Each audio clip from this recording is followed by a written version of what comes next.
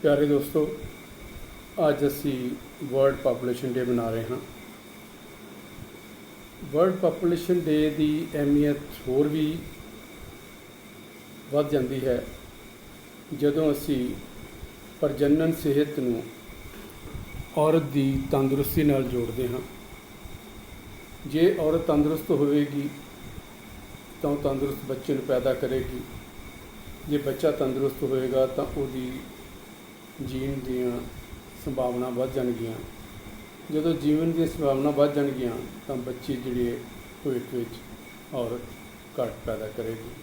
ਸੋ ਇਸ ਲਈ ਜੇ ਅਸੀਂ ਆਬਾਦੀ ਦੇ ਇਸ ਵਿਸਫੋਟ ਨੂੰ ਰੋਕਣਾ ਚਾਹੁੰਦੇ ਹਾਂ ਤਾਂ ਉਸਦਾ ਇੱਕ ਜਿਹੜਾ ਹਿੱਸਾ ਹੈ ਉਹ ਬਹੁਤ ਮਹੱਤਵਪੂਰਨ ਹੈ, ਜਿਹੜਾ ਕਿ ਔਰਤ ਦੀ, ਖਾਸ ਕਰਕੇ ਔਰਤ ਤੇ ਮਰਦ ਦੋਨਾਂ ਦੀ, ਪਰ ਖਾਸ ਕਰਕੇ ਔਰਤ ਦੀ ਜਿਹੜੀ ਹੈ ਪ੍ਰਜਨਨ ਸਿਹਤ ਹੈ ਉਹਦੇ ਬਾਰੇ ਅਸੀਂ ਜਾਣਕਾਰੀ ਰੱਖੀਏ।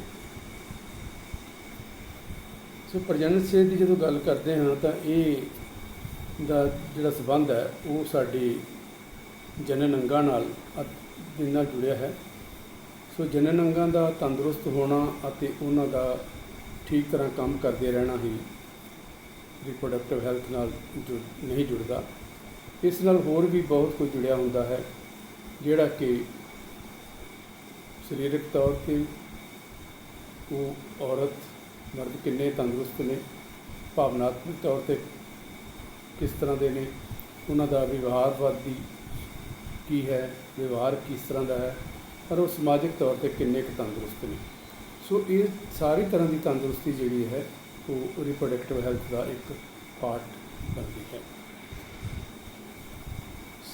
ਸਾਡੇ ਮੁਲਕ ਵਿੱਚ ਅਜੇ ਵੀ ਕੋਈ 2.5 ਕਰੋੜ ਜਿਹੜੇ ਪਰਿਵਾਰ ਨੇ ਉਹਨਾਂ ਨੂੰ ਜਿਹੜੇ ਕੰਟਰਾਸੈਪਟਿਵ ਮੈਥਡ ਜਾਂ ਗਰਭ ਨਿਰੋਧਕ ਜਿਹੜੇ ਢੰਗ ਤਰੀਕੇ ਨੇ ਉਹਨਾਂ ਦੀ ਪਹੁੰਚ ਨਹੀਂ ਹੁੰਦੀ, ਜਿਸ ਕਾਰਨ ਕਰਕੇ ਕੋਈ 19.4 ਮਿਲੀਅਨ ਜਿਹੜੀਆਂ ਨੇ ਗਰਭ ਧਾਰਨ ਜਿਹੜੇ ਹੁੰਦੇ ਨੇ ਉਹ ਬਿਨਾਂ ਚਾਹਤ ਤੋਂ ਹੁੰਦੇ ਨੇ, ਪਰਿਵਾਰ ਦੀ ਕੋਈ ਚਾਹਤ ਨਹੀਂ ਹੁੰਦੀ, ਔਰ ਉਹਨਾਂ ਤੋਂ 5 ਲੱਖ ਬੱਚੇ ਅਜਿਹੇ ਪੈਦਾ ਹੁੰਦੇ ਨੇ ਜਿਹੜੇ ਕਿ ਉਹਨਾਂ ਨੇ ਚਾਹੇ ਨਹੀਂ ਹੁੰਦੇ। ਔਰ ਉਹਨਾਂ ਇਸੇ ਦੇ ਕਾਰਨ ਕਿਉਂਕਿ ਜਿਹੜੇ ਗਰਭ ਨਿਰੋਧਕ ਜਿਹੜੇ ਮੈਥਡ ਨੇ ਜਾਂ ਢੰਗ ਨੇ ਉਹਨਾਂ ਦੀ ਪਹੁੰਚ ਨਾ ਹੋਣ ਕਰਕੇ ਕਰੀਬ 11.8 ਮਿਲੀਅਨ ਜਿਹੜੀਆਂ ਨੇ ਉਹ ਅਬੋਰਸ਼ਨ ਦੇ ਗਰਭਪਾਤ ਹੁੰਦੇ ਨੇ। ਔਰ ਗਰਭਪਾਤ ਆਪਣੇ ਆਪ 'ਚ ਹੀ ਨਹੀਂ, ਇਸ ਨਾਲ ਹੋਰ ਵੀ ਬਹੁਤ ਸਾਰੀਆਂ ਪੇਚੀਦਗੀਆਂ ਵੀ ਜੁੜੀਆਂ ਹੁੰਦੀਆਂ ਨੇ, ਜਿਹੜੀਆਂ ਕਿ ਭਵਿੱਖ ਵਿੱਚ ਔਰਤ ਵਿੱਚ ਜਿਹੜੀ ਹੈ ਉਹ ਬਾਂਝਪਨ ਦਾ ਕਾਰਨ ਬਣ ਸਕਦੀ ਹੈ।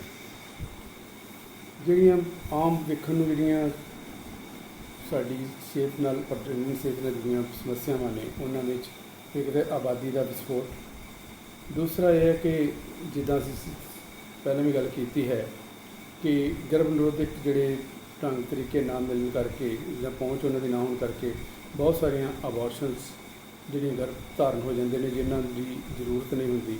ਤਾਂ ਬਹੁਤ ਸਾਰੀਆਂ ਉਹਨਾਂ ਗਰਭ ਧਾਰਨ ਜਿਹੜੇ ਨੇ ਉਹਨਾਂ ਨੂੰ ਤੋਂ ਛੁਟਕਾਰਾ ਪਾਉਣਾ ਚਾਹੁੰਦਾ ਪਰਿਵਾਰ, ਅਤੇ ਜੇ ਉਹਨਾਂ ਨੂੰ ਸੁਰੱਖਿਅਤ ਜਿਹੜੀ ਹੈ ਜੇ ਗਰਭ ਦੀ ਜਿਹੜੀ ਹੈ ਮਤਲਬ ਉਹਨੂੰ ਖਤਮ ਕਰਨ ਦਾ ਨਹੀਂ ਮਿਲਦਾ ਤਾਂ ਫਿਰ ਵੀ ਸਮੱਸਿਆ ਇੱਕ ਵੱਡੀ ਹੈ। ਕਿਉਂਕਿ ਬਹੁਤ ਸਾਰੀਆਂ ਜਿਹੜੀਆਂ ਔਰਤਾਂ ਨੇ ਉਹ ਇਸੇ ਹਸਪੀਟਲਾਂ ਜਾਂ ਉਹਨਾਂ ਸਟਾਫਾਂ ਤੱਕ, ਉਹਨਾਂ ਸਟਾਫ ਮੈਂਬਰਾਂ ਤੱਕ ਜਿਹੜੇ ਟ੍ਰੇਨਡ ਹੁੰਦੇ ਨੇ, ਸਿੱਖਿਅਤ ਹੁੰਦੇ ਨੇ, ਉਹਨਾਂ ਤੱਕ ਪਹੁੰਚ ਨਹੀਂ ਕਰ ਸਕਦੇ। ਇਸ ਕਰਕੇ ਬਹੁਤ ਸਾਰੀਆਂ ਸਮੱਸਿਆ ਆਉਂਦੀਆਂ ਨੇ। ਇਹ ਵੱਡੀ ਸਮੱਸਿਆ।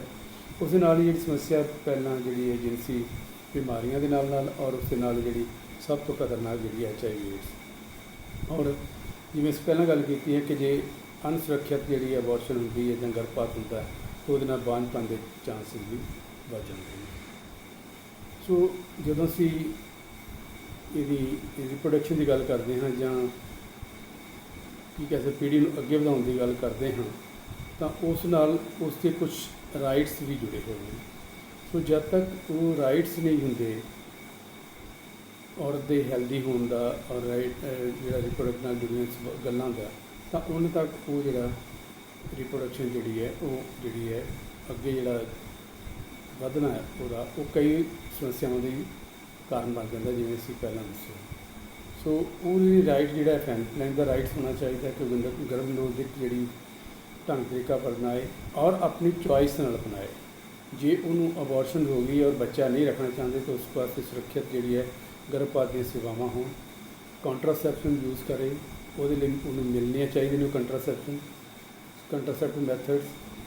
बच्चों लिए स्कूल दे विच इस तरह की जी एजुकेशन होनी जरूरी, शिक्षा होनी जरूरी है। और सब तो वड्डी जरूरत है कि जड़ियाँ सेवावां ने वो जरूर औरत की पहुँच में होनी चाहिए ने, और वो जोड़े फैसले वो खुद भी लै सके और अपने फैसलों अपने परिवार के लागू करवा सके।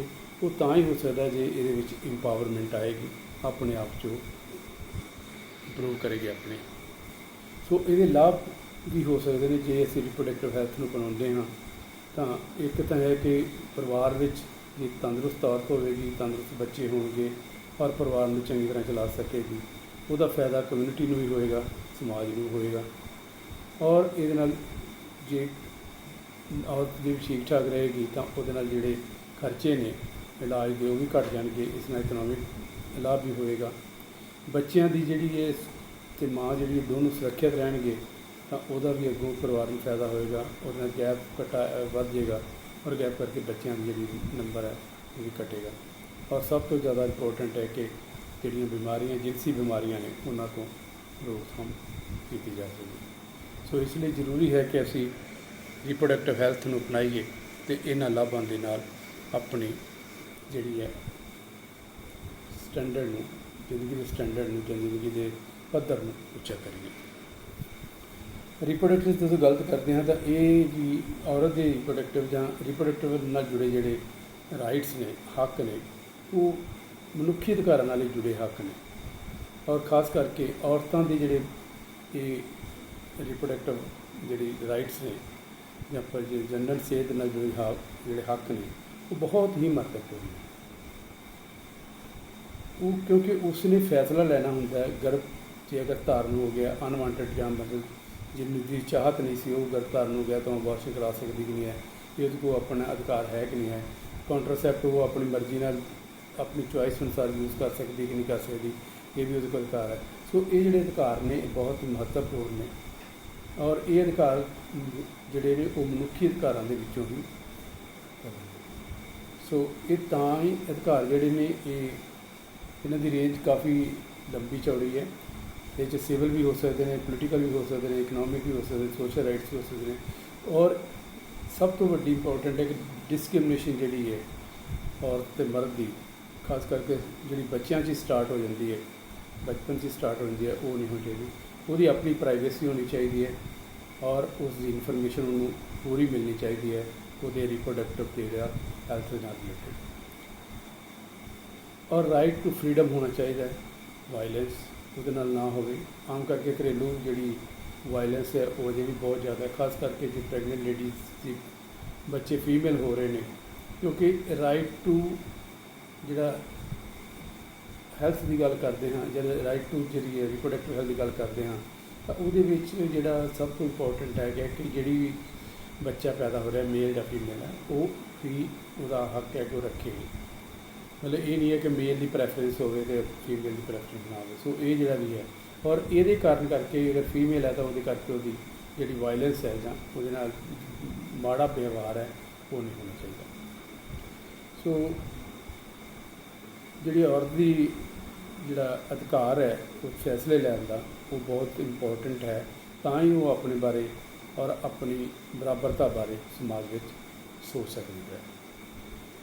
जो रिप्रोडक्टिव राइट्स जो दो बहुत इंपॉर्टेंट कंपोनेंट ने जो हिस्से ने दे, एक तो इनफॉर्म्ड कंसेंट कि जदों भी उस नाल संबंधित कोई भी गल की जा रही है, चाहे वो बॉडी नाल संबंधित है, चाहे वो जनन ऑर्गन नाल संबंधित है, जां उहदे नाल कोई उहदे भविख विच होण वालियां तां उहनूं जानकारी देनी बहुत जरूरी है कि तेरे नाल असी इस तरह की कोई भी जिहड़ा कर रहे हैं, चाहे वो डॉक्टरी नाल संबंधित क्यों ना होवे जां कोई होर होवे, उसनूं उस बारे पता होना चाहिए कि मेरी बॉडी नाल और मेरे अंगां नाल की हो रहा। दूसरा है कि उहदियां जिहड़ियां जरूरतां ने, खास करके गर्भ निरोधक जिहड़े मैथड ने उन्हां दी पहुँच जिहड़ी है जरूर होनी चाहिए ताकि वो अपने परिवार सीमित कर सकें।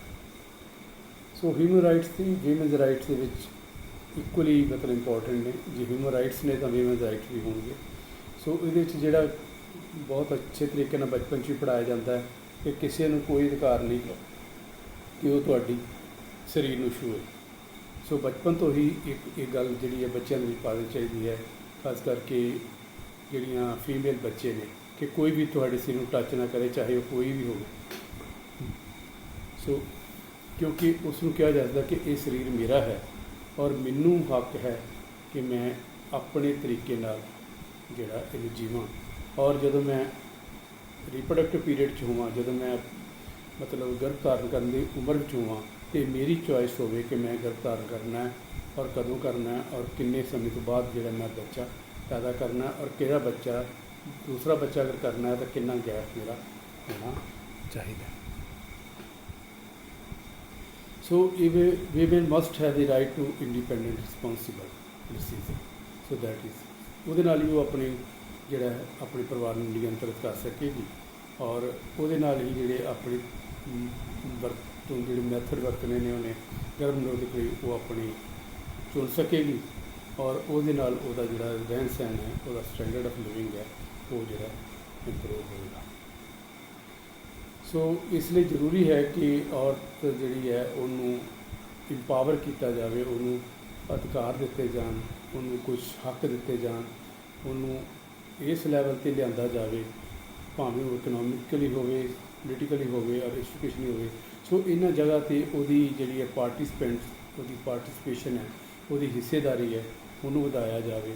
ਉਹਦੇ ਨਾਲ ਹੀ ਉਹ ਆਪਣੀ ਫਿਜ਼ੀਕਲ ਸਰੀਰਕ ਬਾਰੇ ਔਰ ਰਿਪਰੋਡਕਟਿਵ ਪਾਵਰ ਜਿਹੜੀਆਂ ਨੇ ਉਹਨੂੰ ਐਕਸਰਸਾਈਜ਼ ਕਰ ਸਕਦੀ ਹੈ।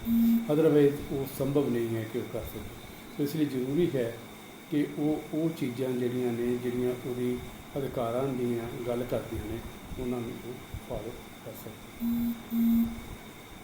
ਸੋ ਕੁਮਾਰਸਵਾਮੀ ਦਾ ਇੱਕ ਫੈਸਲਾ ਜਿਹੜਾ ਕਿ ਆਰਟੀਕਲ 21 ਜਿਹੜਾ ਭਾਰਤੀ ਸੰਵਿਧਾਨ ਹੈ, ਉਸ ਅਨੁਸਾਰ ਉਸਦੇ ਰਿਪਰੋਡਕਟਿਵ ਚੋਇਸ ਜਿਹੜੀ ਉਹਦੀ ਚੋਣ ਹੈ ਆਪਣੇ ਪ੍ਰਜਨਨ ਸਿਹਤ ਬਾਰੇ, ਉਹਦੀ ਚੋਇਸ ਬਾਰੇ, ਉਹਦੀ ਚੋਣ ਬਾਰੇ ਉਸ ਨੂੰ ਹੱਕ ਦਿੱਤਾ ਗਿਆ ਹੈ ਆਰਟੀਕਲ 21 ਦੇ ਤਹਿਤ। ਸੋ ਸਾਡਾ ਵੀ ਫਰਜ਼ ਬਣਦਾ ਹੈ ਸਮਾਜ ਦੇ ਤੌਰ 'ਤੇ ਕਿ ਅਸੀਂ ਇਹ ਜਿਹੜੇ ਹੱਕ ਨੇ ਉਹਨਾਂ ਨੂੰ